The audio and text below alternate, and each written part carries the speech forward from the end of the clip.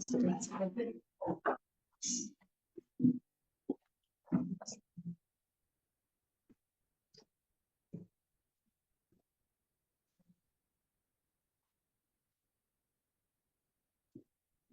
we already know that HaKadosh Baruch Hu, we already learned three midot of HaKadosh Baruch Hu, midot HaRachamim. Mi El Kamocha, that HaKadosh Baruch Hu is embarrassed, he's an embarrassed king, he receives. We learned Nosei Avon, that HaKadosh Baruch Hu lifts up the sin, right? He supports the sin, Over Al Pesha, that HaKadosh Baruch Hu himself wipes out the sin. And we're going to learn now today a deeper level of Rachamim of Hashem, another deeper level of the 13 midot. L'she'erit nachalato. Nachala is inheritance or property. She'erit is the leftovers of it. That means that HaKadosh Baruch Hu has a midah that he treats his nachala, she'erit nachalato. Let's see inside. HaKadosh Baruch Hu mitnaheg im Yisrael b'derech zeh. This is how HaKadosh Baruch Hu treats Am Yisrael. Omer, ma aseh liYisrael ve'em krovai. What could I do to this nation? They're my relatives. She'er basar yesh li imahem. They're my kids. She'em bat zug LaKadosh Baruch Hu. We know that Am Yisrael, Nishmot Yisrael, Knesset Yisrael, there's many different references. The relationship of Hashem and Am Yisrael, many names, many different references. We're going to see one of them is called bat zug.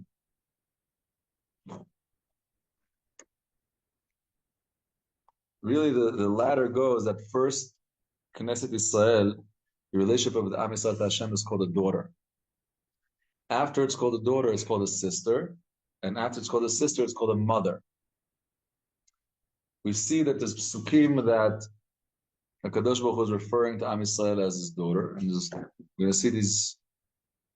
The nekudah here is that there's a relationship that we could understand from our physical relationship. The same way we're all human beings, but a human being has something closer to his relatives. Why?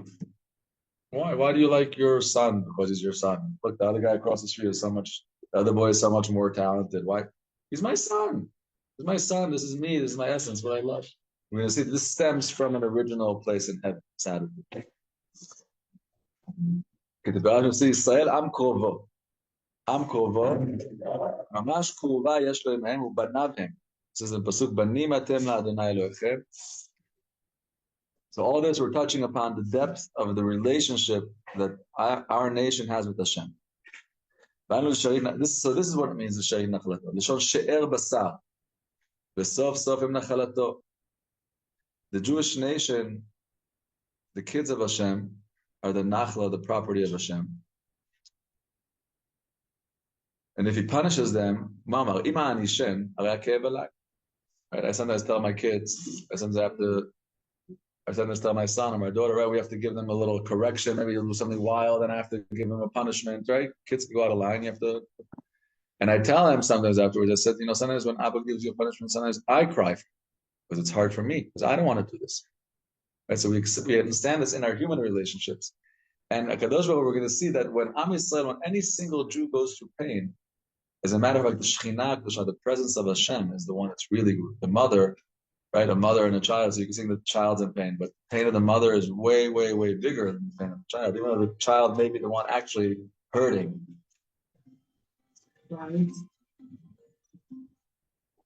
Ima anishem, arei ha'ke'ev alai. If I punish them, b'chol tzaratam lo tzar. Very interesting pasuk. Whoever has a book inside, you can see. So it says in the pasuk, in the Shaya, b'chol tzaratam lo tzar. Whenever they have a tzara, lo tzar. So it says lo with an aleph, meaning in all the tzaras, lo tzar. It's not really a tzara. However, we read it with a vav. Lo, it means to him. So if I look at the word lo, lamed aleph, it's no, but lamed vav is to him. So if I say in all of their troubles, there's no trouble, I could be lamed aleph, there's no trouble up there, or I could say when they're in trouble, lo tzar, he's in trouble. The trouble goes, the pain goes into the heavens. Lomar shetzara magia lapele ha'elyon. That means that when there is a minimization of the shefa in this world due to the wrong behavior of the creation, so there's pain and suffering, So actually, the pain and suffering is not just here. It originates from the depths of the heavens, because the creation flows from the highest point in creation, which is called Keter Elyon, the Keter, from the highest will, from the will into the wisdom, from the wisdom into the understanding, and from there into the action. So there's a flow down from the creator into the creation.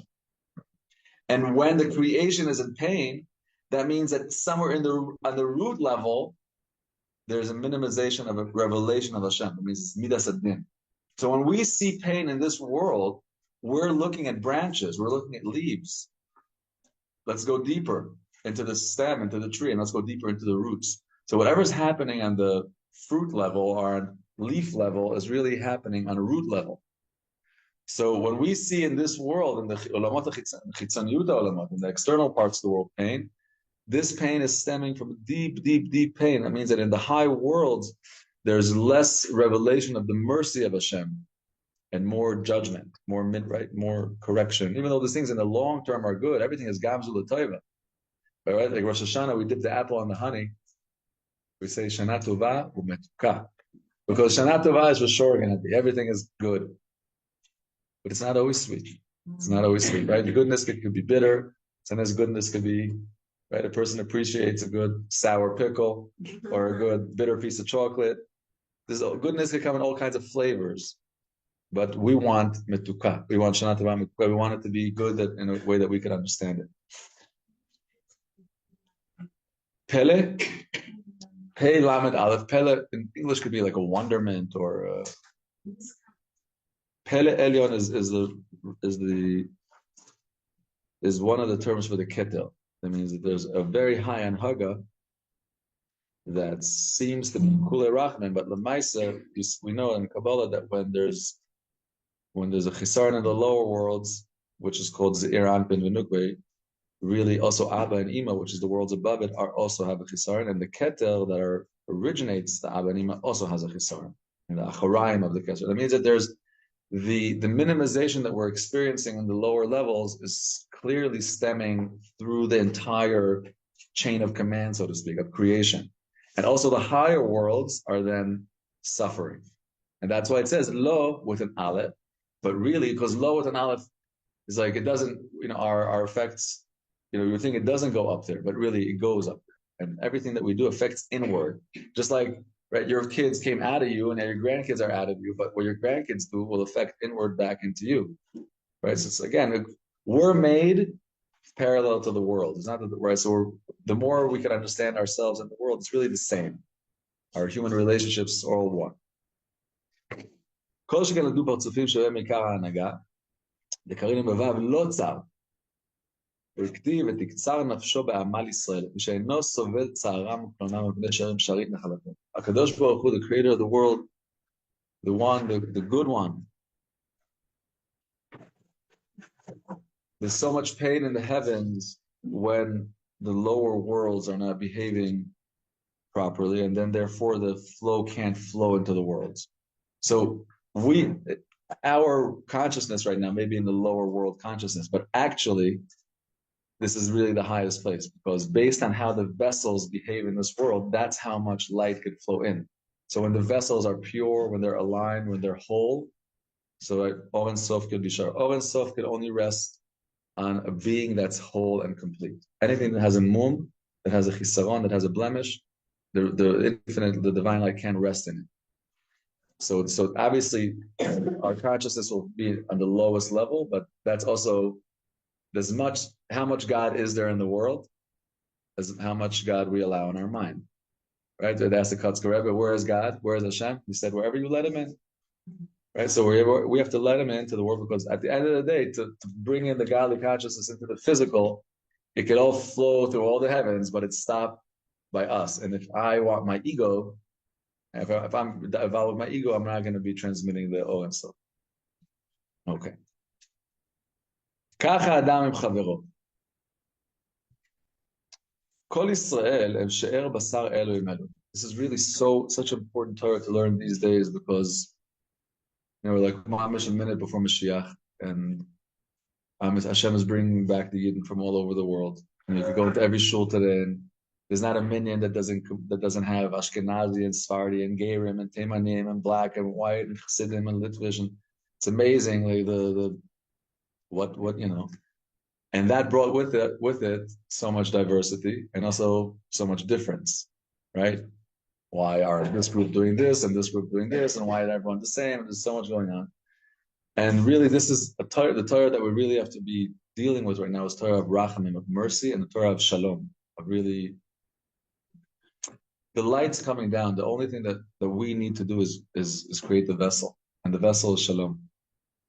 It means that the Piasetzner Rebbe writes something so deep. He writes in the Shalat HaVakim, he says, believe me, my brother, I promise you, my brother, he writes, Achi, that any negative thought that you have about a Jew, no matter even if you think it's L'Shem Shemayim and according to Shulchan Aruch and I'm right, it's this, anything negative is all sitrach.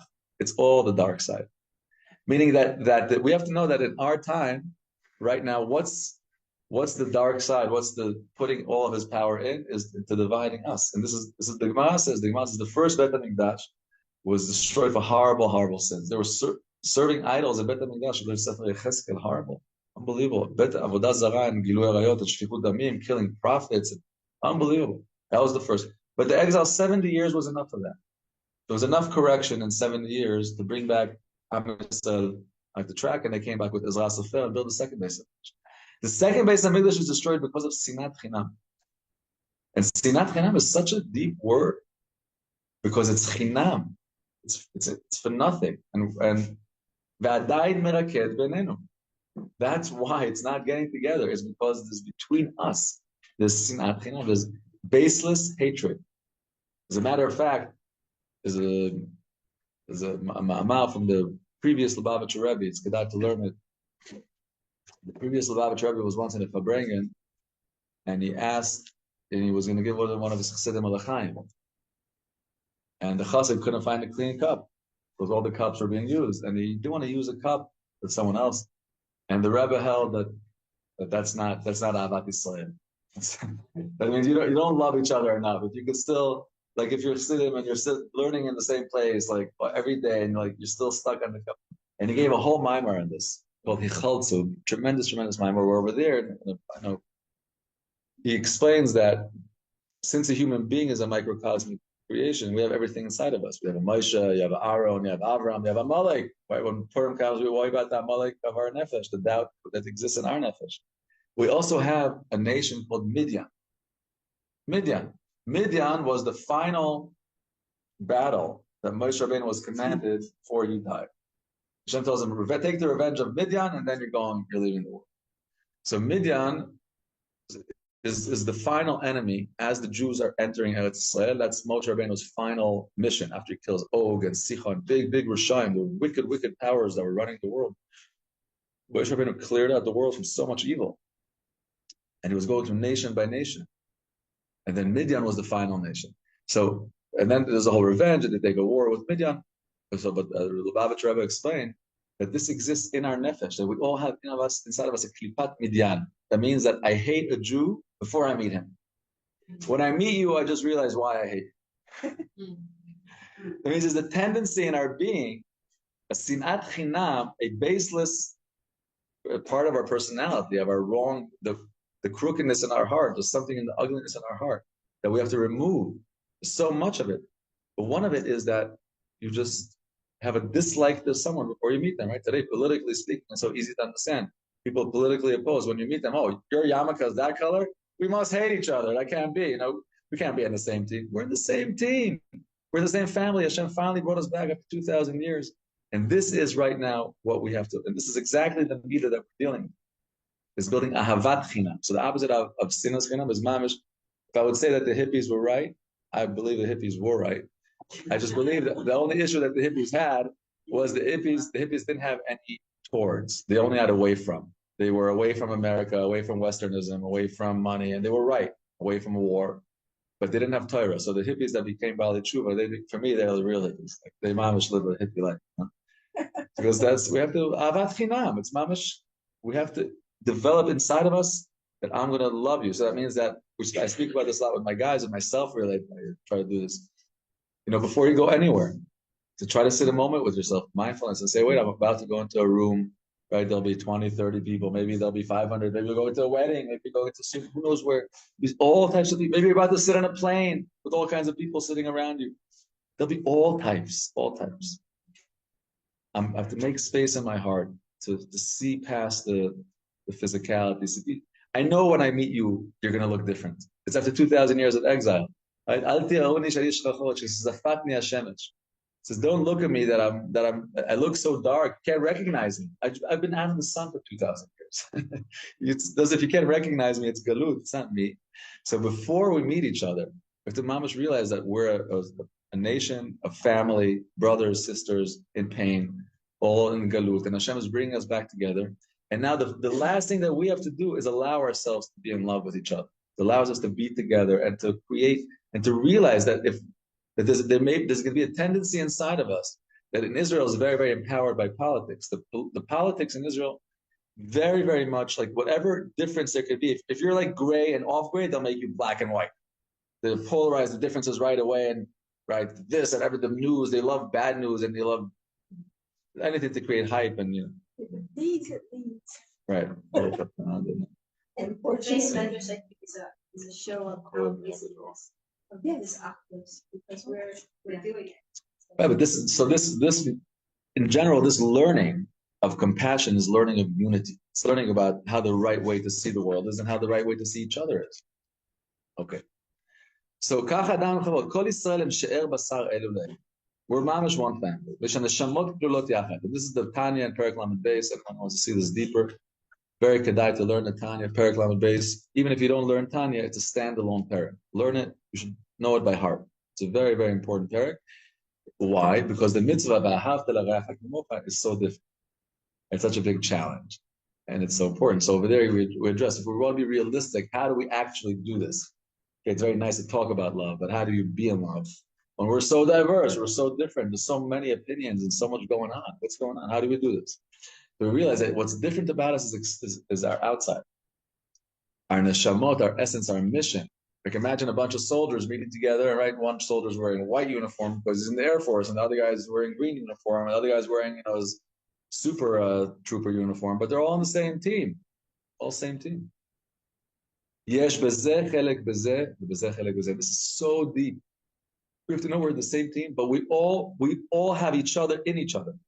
All of you live in me, and I'm inside of all of you. And every Jew is inside of every other Jew. Because the souls are mamish one. That's why there's no comparison to the avodah of the randim. The avodah of Yachid, the individual could get very close to Hashem and do a lot of mitzvahs. Very, very nice. The individual could get very high level. But there's no comparison what an individual could do and what a collective, what a group. In spirituality, 1 + 1 is not 2. It's infinite. And once you join someone, Hashem says, wait, ani Hashem. I'm joining my blessing here. So it's not, meaning you guys make the decision to be a piece, and I'm in the partnership.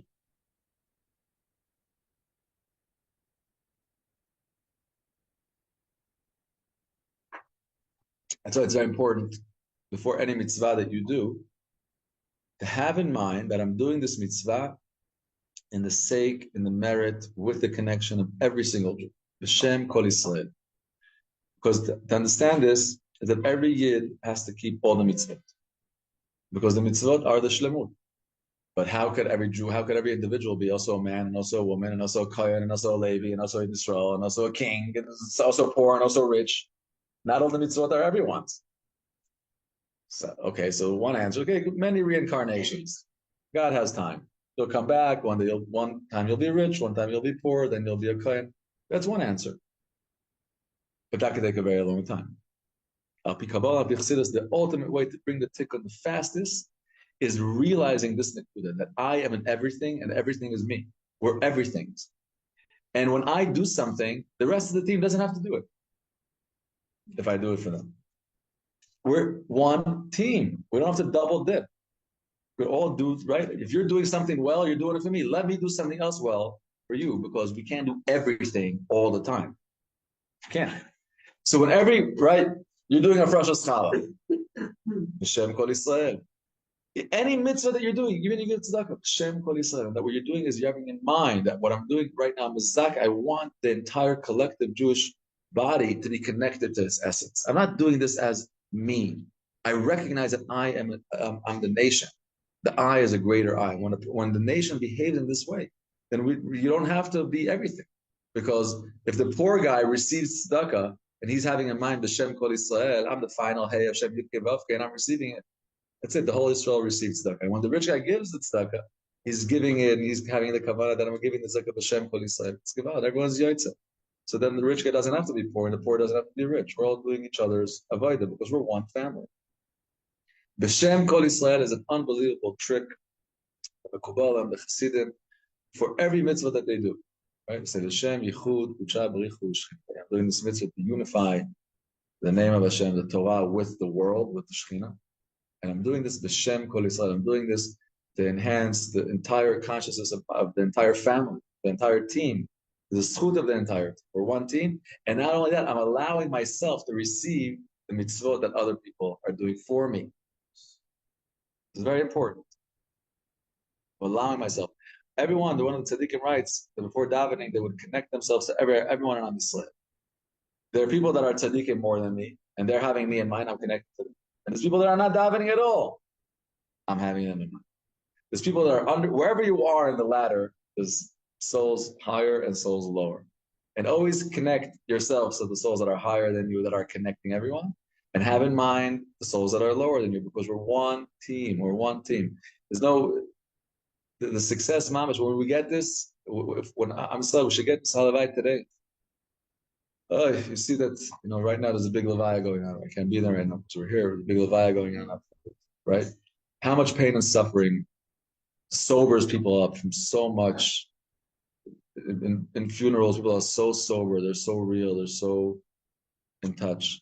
We don't have to be in that pain. We don't need pain to wake us up. There's enough pain. Like we all had enough pain. We don't need more pain to wake us up. Let's wake up with love. Let's decide to be proactive. Let's love each other. And that's what we're saying. We're learning this sefer. This sefer is an invitation to teach you that the difficulties in your life are the invitation into mercy. There's no way you're going to have to be merciful to someone if they're not super annoying to you or super hurtful to you. Do to be? Of course. You have to like them for being annoying? Well, if your friend is nice to you, you like them because you like them. That's not being merciful. You just like them because you just like yourself. But when someone's being annoying to you, deliberately causing you pain, you keep away from them. Of course, if we're talking about a level, if someone's not abusing you, of course you keep away from them. But if in a relationship there was a pain, a wrongdoing happening to you, and now your ego is really, really hurt, this is your chance to say, wait, I'm not going to be an animal. I'm not going to behave for my lower animal self. I'm actually a God. I'm going to go deeper inside myself and say, hey, how did Avraham Avinu and Yitzchak and Yaakov and Sarah and Rivka and Rachel and Leah behave? And how does God behave? How does God behave when we get him upset? God teaches us his midat harachamim. This study of this book that we're learning now is we're studying the personality of God. Why? To become like him. Because we are Adam. Adam could be anything. Adameh. You could be anything you want. You could even be a God. So that's our Am Yisrael. We're here to become mamish deged. Atem advekim ba'Adonai Elohechem chayim kulchem hayom. Mamish. So when those opportunities come up to be nice, when do you have to be merciful to someone? When you have to dig for mercy, it's not natural for you. So those opportunities are invitations into the godly parts inside of us. That's what we said. The Rambam brings down the story. One of the Chachamim, they asked him, what was the happiest day of your life? And he says, the happiest day of my life, this is a couple of months ago, I was on some cruise on a ship somewhere. And it was a big ship, and he was on the bottom, and he was learning or praying or meditating or whatever. And on the top, there was a bunch of drunk sailors. And they see a rabbi meditating on the bottom, and one of them decides to urinate on his head. Oh. And you know what? He gets it on his head. And his rabbi is sitting in the middle of prayer and is urinating on his head. And he said at that moment, he said his whole life he was preparing for that. Mm-hmm. Because his whole life he was preparing to be in equilibrium, just equal. Shiviti Hashem, to not hear, it's all from Hashem. And And he said that his choice. They had the choice to do that. They had the choice, and he said, and they were working towards getting towards this level. And he said the happiest moment in his life was when his first reaction was, "Thank you, Hashem." Meaning he was training for this. This happened before, and he maybe got upset, but then he had a 2-second delay, and then he got it. But when he was able to uproot his nature and make it a godly nature, that was wow. This is success. I reached something. So that for him was a happy moment. Okay, so when someone pushes my button and I just yell back at them, that's okay.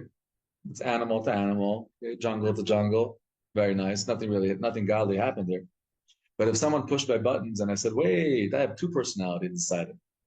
This is my natural self. I could just come and react. But wait, I'm a little older. I notice that there's godliness in the world. There's mercy.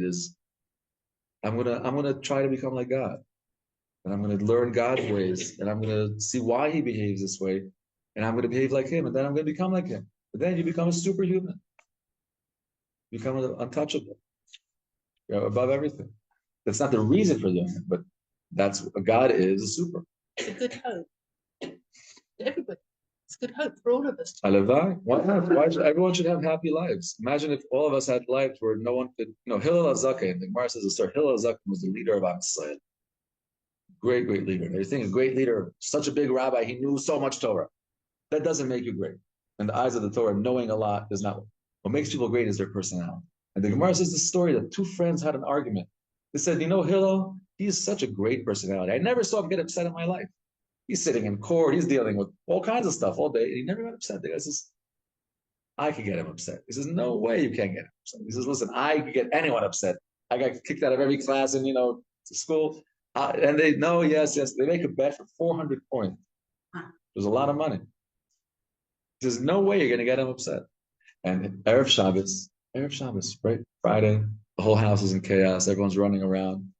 There's a knock on the door. And some guys go screaming, Hillel! Who's Hillel? Who's Hillel? Hillel's the leader of Rav or Kvodo or Kisses. No one's calling him back.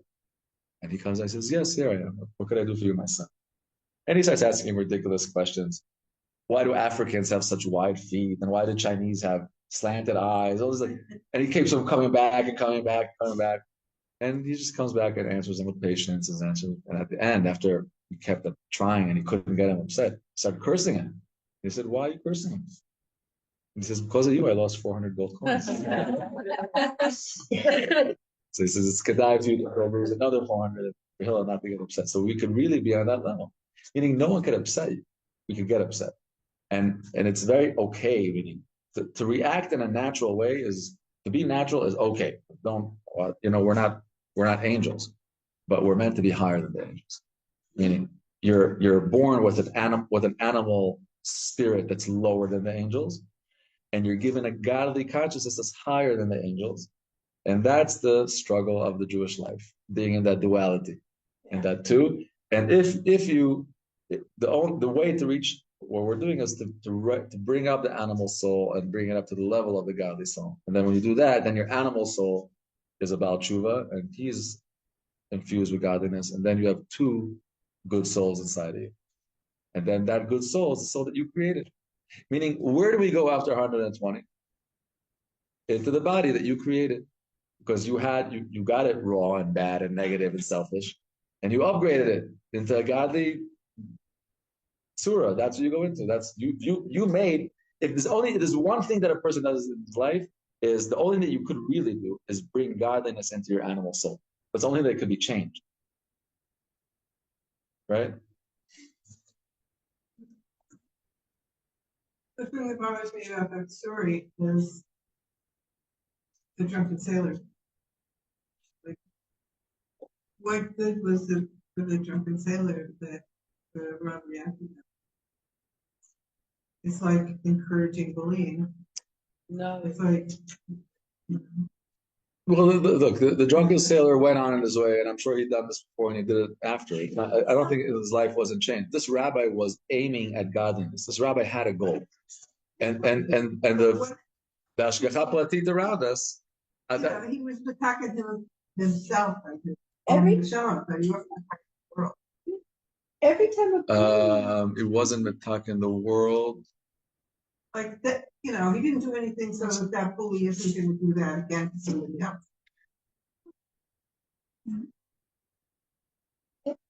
It's just talking about how do you teach a person who's doing something bad to you? That's actually how you do it, because what you want to do is, of course, you want the bully to stop doing what they're doing, but that's got to come from within that person, and that person has to have a sudden revelation within themselves to stop doing what they're doing.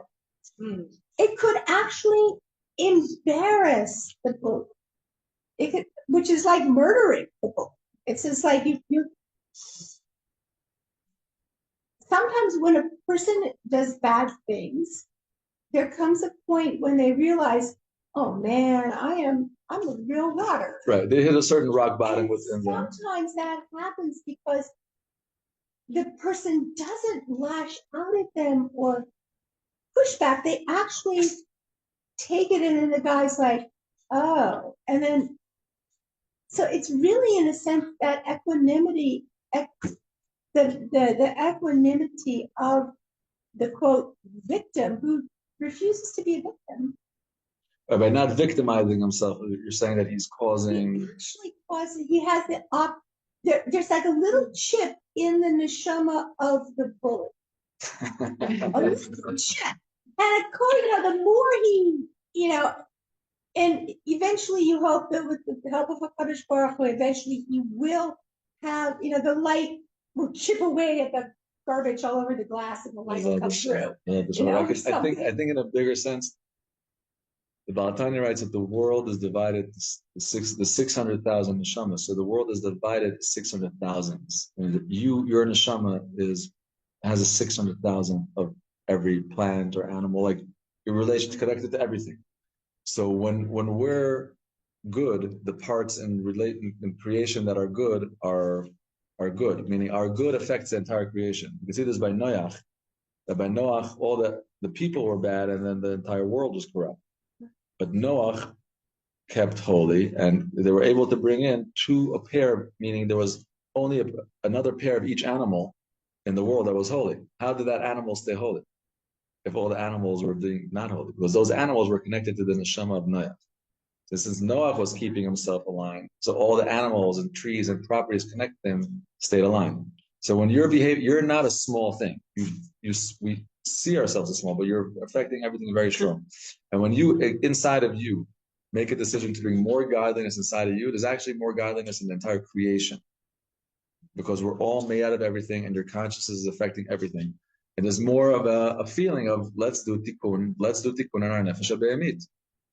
Let's fix our nefesh habehemit, which in a certain sense, in a subconscious way, could also affect the villain. There are many criminals and gangsters that when they see a rabbi like something like there's something that really awakens them and shocks them, and even them, like you're saying, there's a tzaddik inside. They realize they have a point where they get over the line, or they go to the line, and the line is gotten to. But our point is not really to think about them. It's more to think realize you're affecting the world, and you're affecting the world by the way you're behaving. So if you behave in a godly way, the world will be a better place. Yes. So I wanted to say, it seems like, and I that's great, that when we make tikkun in ourselves, then we're also mashpia on others. For sure. That's what we're saying. We're saying that all the kulam is klulim ze bazeh. And that's why הנמנע מעשרה ראשונים בבית הכנסת, אפילו 100 באים אחריו מקבל שכר כנגד כולם, 100 ממש כמשמעו. There's a very big Indian to be from the first 10 people in shul. That first 10 people in the minyan, the first 10 people in the minyan, the Gemara says that even if 100 people come after, you get schar for everyone. Because the first 10 people to bring the Shekhinah, 10 made out of 10. Or the first 10 are really 100. Because each one is made out of everyone. 10 כלולים אלו באלו, 10 פעמים 10, 100. כל אחד מהם כלול מ100, אם כן אפילו יבוא 100, יש לו שכר כנגד 100. וכן מטעם זה ישראל ערבים זה לזה. So this is a famous chazal that's very important to learn. כל ישראל ערבים זה לזה. ערבים is a co-signer. You have Arab as a co-signer. We'll co-sign for each other in Har Sinai and later on, different places, different shvuot that Am Yisrael took to the Torah. מפני שממש יש בכל אחד ואחד, בכל אחד חלק איבר מחברו. וכשחוטא אחד פוגם את עצמו, פוגם חלק אשר לחברו בו. That means that the same way the body has many parts, also the entire generation, we said, is like one body. So every one of us is connected to a different limb in the body, right? If you look at the entire Am Yisrael that's alive today, is like one person. And there's some people that are the eyes of that person, like the Chachamim are called the Einei. People that are the Balei Tzedakah are called the Yadayim, the hand. The people that so every one according to where his soul is from, that's where his function is going to be in the world. So that means that each one of us has every one of us, because the body parts, it's all everything's included from everything. So it's Arevim. Arevim, so it also means we're responsible, and that's why we could say B'Shem Kol Yisrael. Arevim is also in Chassidus, they say Arevim is Lashon, Arev is a sweet. Right? Always says Arevim Zelazeh. There's a sweetness that we could find. Every Jew could find sweetness in every Jew, because we really are one. My father has this sign in his office. He quotes from one of the Sfarim. He says, even though so many things look so ugly when you first meet them, but if you take a little bit of time to see in them, you'll see how beautiful they are. Like there's so many things that when you meet them at first can look so, but with Idbonenut, and this is really Yidden, and we have to realize. Parts of the body are beautiful, are they? On anybody, even on Miss World, she's got a bottom.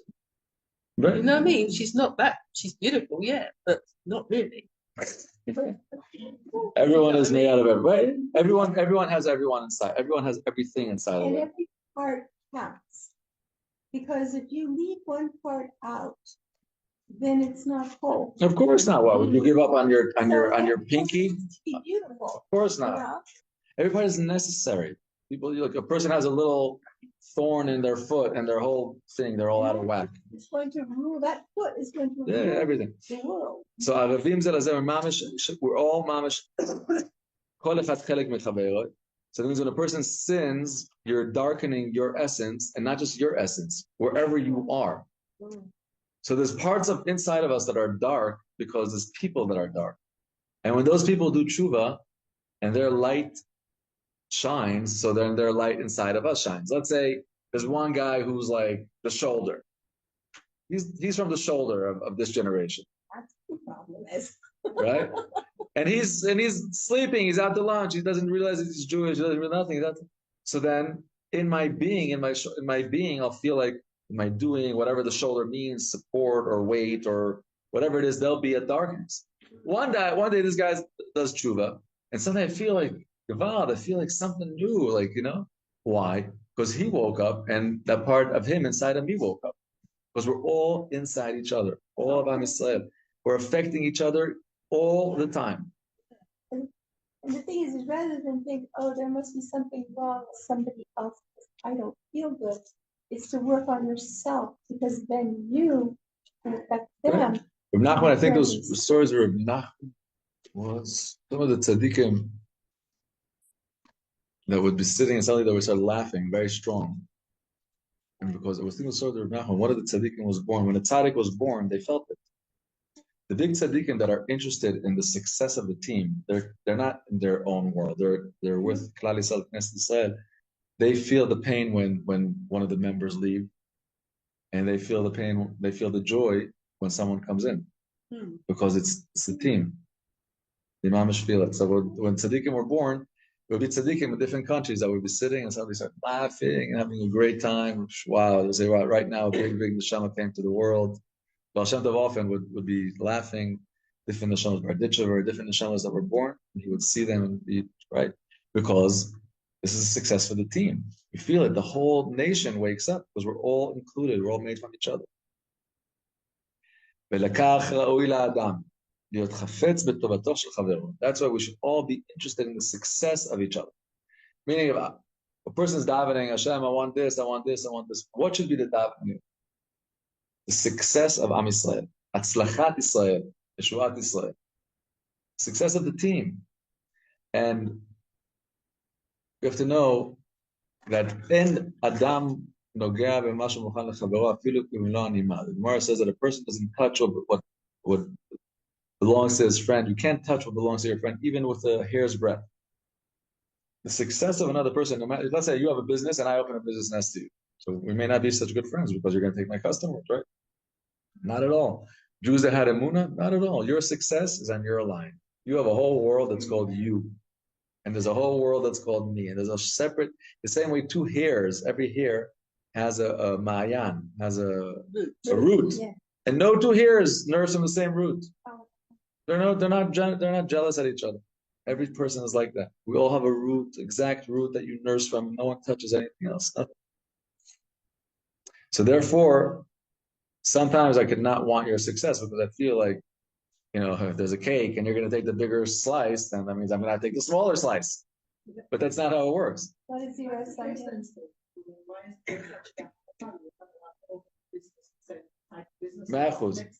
Right. No, there are halachas, but as a matter of fact, businesses were always made in the same neighborhoods. At the time of the Gemara, there was you go into the industrial zone, there's that area of the musachnikim, and there's the area of this, and they were actually next to each other, and in the right way, they give each other business. Because let's say like that's the place where I go to fix my car, so he can't do it, he can do it. They give each other business. There's halachas of how to do it, but definitely the attitude of bitachon, that I have my own root, is definitely very, very important, because if I don't have that, then I'm not going to want you to be successful. Because I feel like if there's one faucet and you're tapping into my faucet, I'll be getting less water. But it's not like that. Everyone has their own root. It's not a pizza pie where we cut it up. Everyone gets a different, right? The kids want, I want the big triangle, and the little guy gets the trunk. No, it's not how it is. Everyone has their own shefa. And mimele, we have to want this atzlacha. And the contrary, now more than that.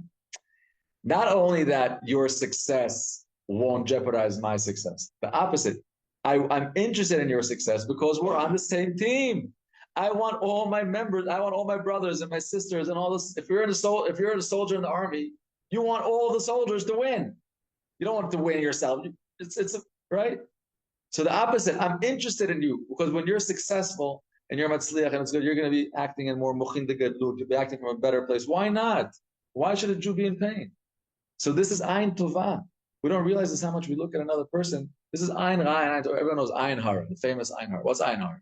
It's a judgment call. You look at a person and you have a little pain. So why? I also want, or else is right. You're taking from them. You're nursing from them. Why no? You could be inspired. You could say, "Wow, Creator of the world, you're so great. You give people such great lives. Please give me a great life." But not the thing that you're going to take something from someone. That's ayin ra. It doesn't work. So I want, to the contrary, I want we should be interested in each other's success. Mamash, your friend opens a business, stop for a minute and say, Hashem, mamash, or even anything.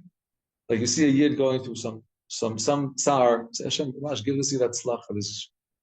We should be interested in each other's tzlach. So ayin tova means that when I see the good that you have, first of all, I shouldn't be looking. I should be like, mind your own business. That's a very big call in life. But like, even if you happen to be in another person's business, ayin tova, trust that what Hashem is giving them is good. Maybe they did something wrong. Maybe you think you're better than them, and why? And I can't believe it. And you have so many questions and so many complaints. With the trust, Hashem knows what He's doing. I have ayin tova, meaning I'm blessing the success of my friend. Meaning the best place is not to be there. Meaning you shouldn't be looking at other people's business. But if you come across their business, ayin tova. And ayin tova is a very, very, very big midah. Chidush Hayim writes that he worked on this midah for over 20 years. And he writes at the end that what he discovered is ayin tova means to love what you have. Meaning ayin is not just an eye, it's a vision. To really be so content with what you have, to not want anything that's not yours. Because the eye can want anything. The Gemara says that Alexander the Great got to the gates of heaven and he asked the whole Gemara over there, the whole dialogue. But one of the things he asked, what's the heaviest thing in the world? And they showed him a human eye. Because the human eye, you could put it on one side of the scale and you could put the whole world on the other side, and the eye still wants more. The eye, right? The I is endless. Sharei hu mamash. Wait, was that the I or the EYE? The EYE. Oh, EY. Yeah. Einayim. Actually, the I. The I also is pretty happy. So why should I be interested in your success? Because you am I, and I am you. Hu mamash. This is a very deep calling here, and really the Tanya really goes deeper. And the Tanya says that what stops a person feeling this is when my identity is physical. When my identity is physical, when my I, right, the I is physical, then I cannot love another one like I love myself. Impossible. So that means the deeper demand in the midst of Atara is to realize that you're not a body. Because if you don't like someone or something, that means that you think you're still stuck on your lower eye, and your lower eye is crashing into their lower eye, and you can't make it one. So that's not the issue. Is, oh, you're not loving another person. The issue is you don't know who you are. You don't have an identity. Your identity is baby. You were born as a baby, and you still think you're a baby. You didn't graduate yet. You didn't graduate the small I and realize you're a part of a nation. Like there's something bigger going on here. That's the deeper issue. Sim gufam ikar v'nafsham tefela. A person that does their body prime and their nefesh. Impossible to reach love. Because he writes that Yesod v'shorash kol Torah, the foundation of the Torah, is to elevate la'alot nefesh al guf mala mala, to bring up the identity of a person. I'm not a guf, I'm a nefesh. And if I'm a nefesh, then you're a nefesh, and you're a nefesh. And if I could see myself as not a body, I could see as you as not a body, and I could see ourselves as a team. I could see ourselves. You're right. So we said this. We have to close our eyes so much. So much you have to close your eyes, because when your eyes are open, we see difference. So that has to do with Hashem also. You can't believe in Hashem with your eyes open. With your eyes open, it doesn't look like there's a God here. It doesn't look like there's a good creator running the world. All kinds of pain and suffering and wars and who knows what. Only when he closes his eyes, he says, Shema Yisrael. Shema Yisrael, Hashem Elokeinu, Hashem Echad. We say with our eyes closed. Cannot see me and live. Right? Le'ani Adam v'chai. And this is also true, I believe, with Ahavat Yisrael, that we have to really, really close our eyes first. We have to mamish close our eyes and really want to graduate the I and feel myself as a spirit and feel my nation and my brothers and my sisters. I want to feel my family. I want to feel this. That means get out of your gashmius. So when we are attacked and we feel the pain ourselves and we feel our brothers and sisters in familial pain, that is what gets us out of ourselves. If you're feeling the pain of Am Yisrael, yes, 100%. I mean, it's a natural. Yeah, to feel the joy of the nation, to feel the pain of the nation. People cry for selfish reasons. People laugh for selfish reasons. A person with a developed identity, with a developed mind, is in tune with the klal, with the spirit of what's happening. You laugh, you're rejoicing when the nation is rejoicing. When you cry when the nation is crying. All right, look at Tisha B'Av. Look at Tisha B'Av. Look how special Am Yisrael is. Every Jew on Tisha B'Av sits and cries, or wants to cry. That means every Jew is developing, we're connecting, we have a higher identity. We know that we're not just in separate bodies. We know that we're much more than that. But in order to really get there, we must have to close our eyes before. To do the mitzvah, v'ahavta l'recha kamocha, needs hachana, needs prep. You sit in your eye, you sit in your room, you say, wow, Hashem. Imagine the time of Yaakov Avinu, we were just family. We all recognized each other. We all knew each other. Then we became 70. Then we became 600,000. We still knew each other. Then tribes. Then Beis Hamikdash, we would see each other 3 times a year. The whole nation knew each other. We knew each other. Then we went into Galus, and we can't recognize each other. We've been lost for so many years. We meet each other. We don't even know who we are. And say, Hashem, give me those holy eyes. Give me eyes of essence. I want to recognize it. I want to see my brothers. I want to see my sisters. I want to feel that I'm Am Yisrael. I don't want to be stuck in this lower identity of me and I and my ego and my temptations and am I a tzaddik? Am I a Rosh? No, I want to feel bigger. It's a deeper calling of Ahavta l'recha kamocha. וראוי שירצה בכשרות חברו ולא ידבר בגנותו כלל. This is halachas of Lashon Hara, not to speak anything negative about any Jew. This is in general, should know. There was a big Mekuba that lived in Bnei Brak. His name was Rabbi Saraya de Bilitsky. He just nifter a couple of years ago. And he lived in Bnei Brak, and obviously in Rabbi Bnei Brak, people come to talk. He had a sign on his entrance to the door. It says, Po lo medabrim al shum Yehudi lo tov velo ra. In this room, we don't talk about any Jew, not good and not bad. A Jew is not a topic of conversation. We don't discuss people. By discussing a person could get more Yisurim than eating 10 cheeseburgers. By one conversation, by one innocent conversation about someone. We don't discuss people. And this comes from the deep sense of we don't speak Lashon Hara. Why don't we speak Lashon Hara? But this guy did this and it was true. We don't speak Lashon Hara because we're good. Our nation is good. Am Yisrael is good. Every Yid is good. And if a Yid circumstantially falls into something, he's responsible for it. He does tshuva for it. There's no question. We take full responsibility for our words, our speech, and our action. But it's not essence. The essence of every Yid is good. Circumstantially, they could be involved in this. And that's why when I'm interested in the good of my teammate, of my brother, I'm not looking at circumstantially where they are right now. I'm looking at essence, and I'm saying, essentially, you are good. And therefore, I want you to be successful. And I'm not going to say anything negative about you. Also, HaKadosh Baruch Hu in heaven, one second, in the heaven, the angels, this time where the angels come and they have that what to say about what's going on in the world. The accusing angel that wants to come and bring sins in front of God has only a very specific time that he can come, and God's not interested in him. But any angel that gets up in heaven, and as a matter of fact, any human that stands up in this world and wants to say kaf schus, wants to say something good about Am Yisrael, HaKadosh Baruch Hu silences the entire heavens and say, look, someone's saying something good about my kids. And right away it goes in. Anyone in the world. So that means Hashem is not interested. Why? Because it's she'er nachalato. Because this is the midah of closest that we have. We're she'erit nachalato. And this is the midah that we have to awaken inside of ourselves. The family, the familyness. That's the midah. We are family. We're one. I'm not interested in chas Hashem, any yid being embarrassed or having any pain or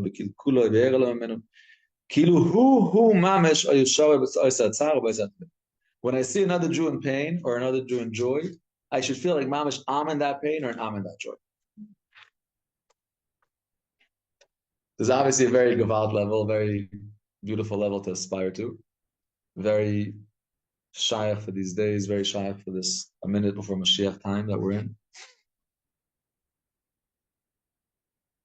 Yes. Speaking of Lashon Hara, we're all the family. When my son does something bad, I don't speak Lashon Hara, but don't I try somehow to talk with him, to tell him, think about it. Are you on the right place or not? I'm not going into the public to spread that, even though he is horrible, terrible, whatever. When you see somebody does something harmful to the Jews, isn't it our obligation to try not to public, but on a personal level, to bring them back and to show them? It says in the pasuk, "Ochach tochiach et amitecha velo tisa alav chet." The mitzvah of tochacha, rebuke. The mitzvah of rebuke is a very important mitzvah, which in that perek lamed bet in the Tanya, he discusses how does this mitzvah of rebuke fit with this attitude of v'ahavta l'recha kamocha, because this could seem contradictory, right? So he's telling you it's not. So when you love someone and you could tell them in a nice way, in a private way, what they did, you can't embarrass them, not in public. So that's a mitzvah to give tochacha. Lashon hara is what the world called gossip, right? Gossip, people like to feel good based on other people's problems. Instead of me like actually going to become better, I could just feel so much better by talking about him and her and her and her, and then feeling that I'm so much better. So that's a very gossip, unfortunately, it's a horrible, horrible, horrible avera. It kills. It's a real killer. People really die from it. The people that die from it are the person that says it, the person that receives it, and the subject matter. Sometimes all three of them may die from it. Very, very horrible. The power of the tongue is stronger than the power of the arms. It's, as a matter of fact, the strongest power that we have. We see that Am Yisrael in the Midbar tested Hashem many times, and Hashem forgave them. But for Lashon Hara that they said about Eretz Yisrael, that was Chet HaMeraglim, Lashon Hara is nothing. The power of the tongue is such a flexible, it's not no bone, it's such a, and it could get you into so much trouble or so much, right? The mouth, one word can be so important. So even without a word, like going, yeah, so not friendly. right. But words, I'm, you may. You have to say. I could words. probably ask you, and you could probably remember some words that were said to you at a young age that hurt you, and you would probably still remember them. I can't. So it's a good. So you did a good job blocking them, but they get words hit very deep. I haven't. Okay. But beautiful. You Except for should my always have. Now I remember. But Sorry. when I was a child, it was only decent. I didn't mean to bring up anything. I just was slag her up You see, there. No, I don't want to slag her off. don't slack. See, if you don't slack her up, you'll just put into practice what we just studied. I feel hard to do that. Okay. So words could hit much deeper than words could be very, very, very deep. And that's what we see, that the words also in heaven. See that the attitude that the person does, words affect very much the way the Creator behaves with the world. It's the second So part of question. Yeah, I don't know if it's beyond the scope of this year, but I just brought it up anyway. What about, what about cases? Like I cannot ask that. What It's was like, oh, Lashon Hara is really bad. It's the worst thing you could ever do. So like, what happens if someone's really genuinely being harmed, and then like the defendant's just like, anyone? That's a great question. So I'll just first tell you that because of this question, it's important to learn Hilchot Lashon Hara. Hilchot Lashon Hara are not long. It's not long halachas, but they're very practical.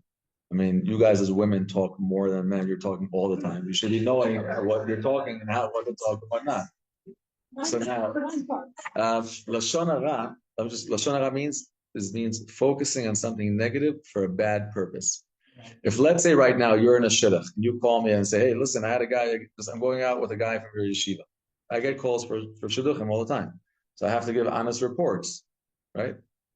I'm not going to like lie about someone to get someone married and to get someone divorced in a year. That's not the move. So that's not called Lashon Hara. If I'm saying real facts, listen, or you're going to go into business with someone, and I know that this person is not honest. So I can come to you and say, listen, I know this information firsthand. I was in business with him. He wasn't honest to me, or went to court, whatever it was. It has to be firsthand information. And then you could warn, that's not Ra, that's not Lashon Ra. That's Lashon Tov, because you're using your speech in a productive way to defend someone. One second. To your question, if someone is abusing someone, hurting someone, whatever it is, it must be dealt with as soon as possible. There's no halachas Lashon Hara over there. People sometimes the guy may say, "Oh, you're a meiser and Lashon Hara, and how you dare do that?" No, the guy could be a Ritzeach. You call the police and you put him in the jail where he belongs. If that's the case, there's no one. If there's any type of, there's no question. We're talking about a case where you could handle it. You're not bubbling up with anger. You're not being abused. You're handling it. Okay, you could get to a level where you're aware that there's two reactions happening inside of you. You're aware of your animal reaction and you're aware of a godly reaction. That's okay. So then we're talking about, let's choose God. If you're chashon being abused or whatever, any of the case, you deal with it right away. Stop. If anything like that, you have to stop it right away. I think you should speak to someone in the community or whatever it is. If they don't take care of it, someone else. Unfortunately, there could be cases of abuse that people go to rabbis or other people and they brush it off lightly. It's not to be brushed off lightly. Abuse, these things are real killers. I have students that died, mamish died, because they were abused, either committed suicide or overdose or who knows what. Over time, they couldn't live with the pain. If there's abuse happening, it must be dealt with.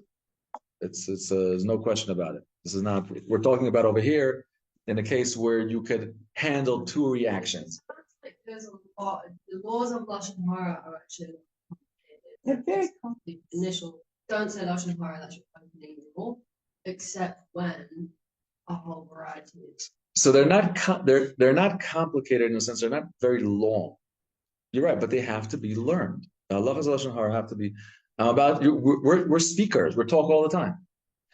So you're learning halachas of kashrus because you eat. So you have to know what's milk and what's meat. You learn halachas of Shabbos because it's Shabbos once a week. But we talk all day. So we have to know the halachas of what's allowed. People talk to you all day. Right? I may come home and my wife wants to tell me a story. Am I allowed to listen to her? Right, of course. I listen to her. Am I allowed to believe her? Absolutely not. I believe her that this is her perspective. I take her. I so to know how to listen to lashon hara. Also, it's not lashon hara. My wife telling me a story. What happened to her is not lashon hara. If I tell her it's lashon hara, then who's her husband? Who's she talking to? So this is our relationship. She talks to me. I understand. So there's right. So you have to know what it is and how to. We have to know how to speak and we have to know how to listen also. And listening to lashon hara, there's also right. So it's not complex. I could tell you that if you make a decision to learn a halacha, one halacha a day, you get a book and learn one halacha a day.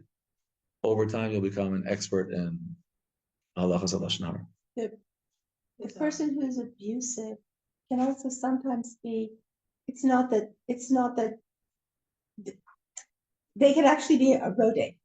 The person who abused the boy who kills himself or overdoses, the person who did whatever they did to that person is actually a rodent. And there is a whole different set of rules about how you handle a rodent. What's a rodent? A rodef is someone chasing his friend with a knife to kill him. Somebody who comes to kill you, you are obligated to defend kill yourself. Yeah. Unto the death. Where this becomes tricky, it became tricky, for example, in Europe, where you were dealing with Goyish governments and Goyish police systems, that if a Jew would go tell the cops that this Jew is stealing, then they may throw this Jew in jail or kill him. So then that became the din of rodef, and you Jews would not tell upon other Jews because the punishments were severe and sometimes death, and then it would be not proportional to the sin. You would just be a rodef, just killing the guy for stealing, which is not fair. So shouldn't Jewish people deal with it in their own court? There is a Beis Din today. The Jewish courts are subject to the government courts, so they're not all powerful. There are certain things that are in their thing. That's Beis Din is a minimized power. It's not a full power to. Rav told me that the Beis Din now we're in Golos. Big Golos. Beis Din is a big Golos. We're the whole nation's in Golos, and we see it in our courts. Right? You have the Israeli court system is running by Turkish law. And English law. Turkish and British law. That means Arabic, like 150-year law. Yeah, like this is our courts. But and you have Beis Din with the Torah that are there. You have very, very, very, very little power. But they should be the stronger. we should be very careful before you take someone to a court. Right. So taking them to court, that sometimes could have a din of a right if because the information given to the court and the consequence of the court would not be proportional or halachic, so you may be causing an indirect damage to someone. So therefore, that could be, they would say a meiser. But if someone is chas v'shalom sexually abusing or physically abusing someone, and you're going to go to the police and you're going to put the guy in jail, that's what you should be done immediately. Because that's not called a meiser, because if there's a guy that's sexually abusing kids, then he's a ritzeach. Okay. Right? There was a story like this here in Sfat years ago. One guy, it was the whole class. Everyone in class is either not normal or none of them are religious. Some of them are not alive. And they're horribly injured. Oh, that's dreadful. I didn't know that. Yeah, this happened years ago. The person who did it has gained the capacity of being a murderer. And in that time where people were saying go to the police, other people were saying no, you can't go to the police because you're a moser. So this concept of being a moser really sometimes is being abused in our communities. That's what she was asking here, and that's not the. Okay, let's finish on a good note. Let's finish on a good note. So more and more of the rabbis. The parents know. I don't understand. There's become parents do something if the kids were being abused. Why didn't the parents go to the school and take their kids out? These are the things that damage communities terribly. Right. Some of these things happen. Some of the parents did come, and some of the. I wouldn't let my kid go to that school. Neither would I. They'd have to talk to the parents. A lot of children. Baruch Hashem, there's more awareness in the world. There's less things that are being swept under the carpet and the whole thing. The world is being more professional, more transparent, and that's in a good way. Even restaurants. You used to walk into a restaurant. You didn't know what's happening in the kitchen. Today's new restaurants, you walk in, everything's glass, everything's this, everything's. People want to know what's going on. They want to know who's touching my food, who's touching my kids, what's going on. I want to see what's going on. It's good. It's a very good momentum. So, B'ezrat Hashem, let's take from here, B'ezrat Hashem, that l'sherit nechalato. Let's summarize it. The attitude that Hashem has to us is, they're my family. We're family. And this attitude of family is an attitude that we should develop within ourselves. Let's rekindle the familyness between us, that feeling of familyness and of brotherhood and of sisterhood before us. And let's be in love with each other before we meet. Before we meet. That means we'll be so in love with the concept of Am Yisrael that when we meet, we don't let our externalism already bother the love that already exists there. We should build a solid base of love of Ahavat Yisrael, that your little, so what if you look a little different than me and your yarmulke is that color? I don't care. I love you already way before, a long time ago. Yeah.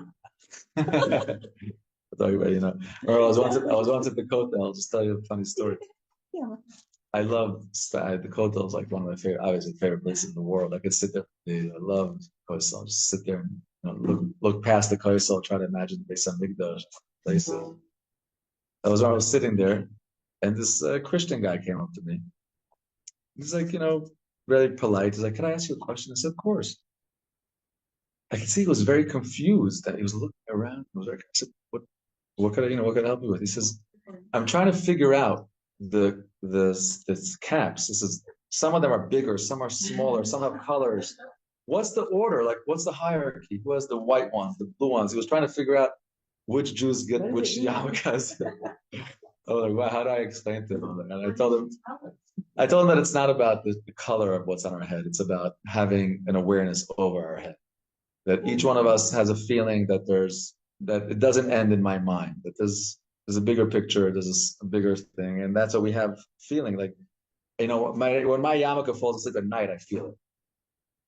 Like, it's so weird. Why should I feel it? That part shouldn't be covered, but I feel it because I always wear a yarmulke. So, like, subconsciously, there's always something over my head, meaning in the subconscious level. And the yarmulke is in Yiddish is Yerem Eloka, right? The word Yerem is having Yira Shamayim. The Gemara says that one of the Amoraim told his wife, cover his head so you should have Yirat Shamayim. So covering your head means there's something above you. It's not the color. That's exactly. Very good kippah. You're buried. No. No. You're buried Yeah, but it's not a kippah. It's not a kippah, and it's not tzitzis. You don't get buried with tzitzis. They're buried people with a talis. Yes, but without tzitzis, but there's no mitzvahs. When a person's died, there's no mitzvahs. But when my husband died and he got buried, his kippah came off, and I put it back on his head before they threw him in the ground. Beautiful. Because I thought it was rock. Because that was a really nice one. It was. I made it, and it was really nice. He loved the colours. Okay. So I thought, and then afterwards, someone said, "You shouldn't have done that." And I wondered what. Well, I wanted him to have that kippah with it. That's okay. Yes, I was okay to do that. Right. You were taking care of him until the last second. That's very nice. Yes. Very nice. Okay, Chevra, we should be in touch with good news. Geulat Am Yisrael, Yeshuat Am Yisrael. Chaim. Amen. Thank you very much for your beautiful series, everybody. That's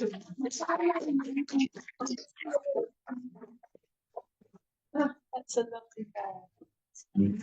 Right, kids. What's the